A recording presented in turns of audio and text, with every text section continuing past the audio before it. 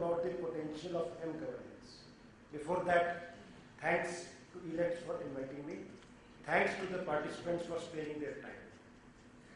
Now about the mobile revolution which is happening. What is your estimate of the number of smartphones in the world today? Any guess? Yes, sir. Sir? It's okay. It's around 14 crores in India. Roughly. So, coming to your point, you cannot count. Approximately 14 crores smartphones. And what is the growth in 2014? Any guess? It is 55%. This is a huge growth that we are witnessing. Next, how much of the internet traffic would be on smartphones? Any guess? First guess? 65%, yes, sir. So there is a study. So 2/3 of the internet traffic is on smartphones now. Any guess about the e-commerce part? How much percentage through smartphones? Well, it's around 37% last year. So these figures give an estimate of the status of the mobile revolution. This revolution has arrived. We are at the cusp of the next phase of the mobile revolution. We have seen development in many phases in the Western world. It was IBM mainframes, it was computers, it was laptops, it was tablets, it was mobile phones, and India is leapfrogging.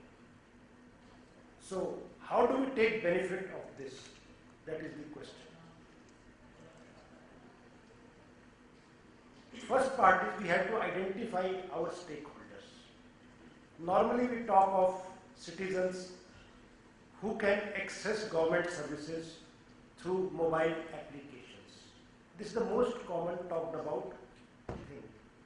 That is, you download an application, you upload your requirement, you upload your scanned documents, which is currently happening in e-government websites, and you get your certificate delivered through mobile. That is your planned version of mobile apps in most of the governments. Karnataka has gone far ahead in this, and other states are following. But beyond that, what? Largest stakeholder is not the citizen asking for certificates. It is the farmer. What can we think for a farmer and how? This is the question. Let us take the example of a coconut farmer. His coconut tree takes 100 liters of water per day. Can you think of a mobile device which can just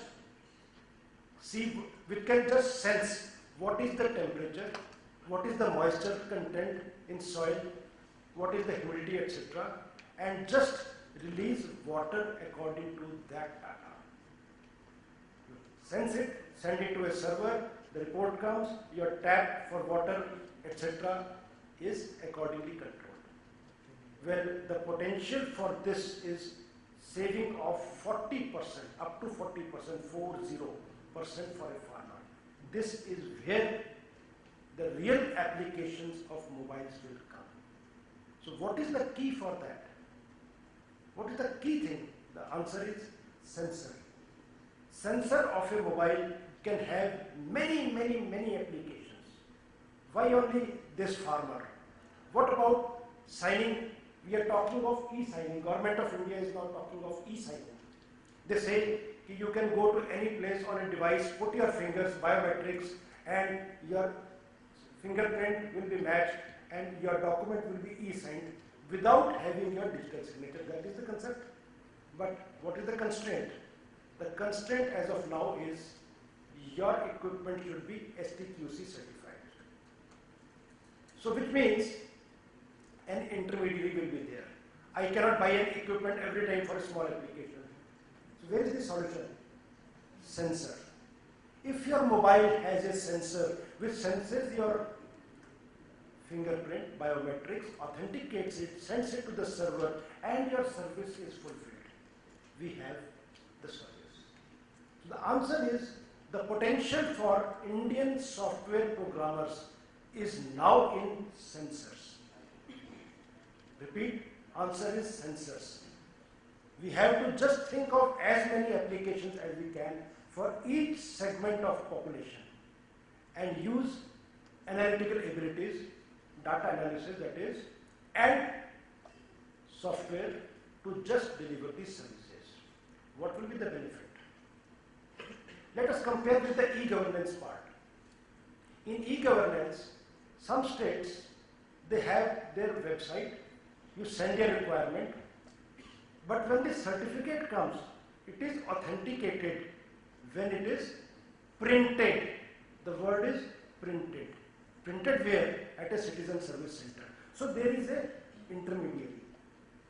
The intermediary is a block to the progress. How? Corruption. Sometimes his cartridge is not there, sometimes he does not have the paper, sometimes stationery is not there, etc. etc. So the e-governance part had many problems. Once a digital signature is delivered in your mobile, in your email, that leads to disintermediation. Mobiles have this advantage, like e-governance, where digital component is used. So you sign it, send it, receive it. You don't have to visit government offices. That is the future. Coming back to the institutional mechanism. Can the institutional mechanism existing as of today be used? What are the components? One is you have electronic delivery service rules which say what can be done, who can do it, what are the powers of X person in the government, etc. What is the power of a agent? These things will now have to be extended to the mobile service providers also, in case we want to go to an intermediary. But this situation should not arise.